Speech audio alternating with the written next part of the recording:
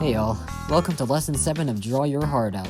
Once again, I, Jason, will be talking about expressing another emotion in art. We've gone through the bliss of joy and the melancholy of sadness, but this time, we're diving into the topic of anger.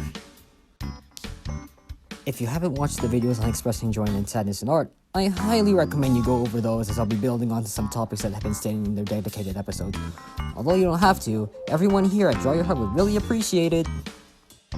Like the previous two emotions, anger is a very common emotion that humans feel. It is something we commonly feel when we feel wronged by someone or when something goes wrong. We often feel stressed, frustrated, and irritated when experiencing this emotion.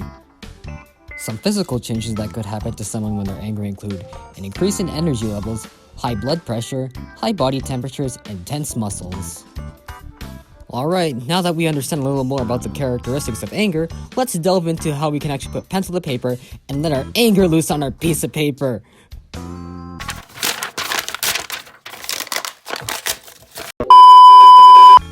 Okay, instead of tearing our paper to shreds, how about we try representing our anger through colors? Yes, it seems redundant, as color was mentioned in every lesson regarding expressing our emotions, but bear with it, as color is a very important aspect when it comes to setting the mood for our drawing. Since one of the characteristics of anger is an increased energy level of the person experiencing it, we can use a vibrant color to represent the passion that comes out of anger. Take the color red, for example. Out of all the colors in the spectrum, red provokes very intense emotions compared to other colors, one of these intense emotions being anger. The connection between anger makes sense, as a good majority of people will turn red due to the increased blood pressure that comes with anger. Like the phrase feeling blue from last video, the word red is also used in the phrase that communicates anger, that phrase being seeing red. The color black makes a spectacular return, as it can also represent anger alongside sadness. To recap what I had said back in the previous episode, it's often used to symbolize many things negative. It has been tied to many things evil and bad throughout history, alongside evoking feelings of sadness, fear, anger, and aggression. It's also interesting to mention that both red and black are considered the universal colors of anger. According to the research of Tina M. Sutton and Jeanette Alter-Reba on associating color with emotion, black and red was associated with the emotion of anger amongst all the countries they surveyed. I would also like to point out that black can symbolize the emotion of fear as well. Now you're probably asking, wait, I thought this was a video about anger. How come you're bringing up the topic of fear? Well, the answer to that question is that fear in some cases can be presented within anger. In fact, one could say that all emotions are connected with one another, but that's another can of worms that I won't get into much detail.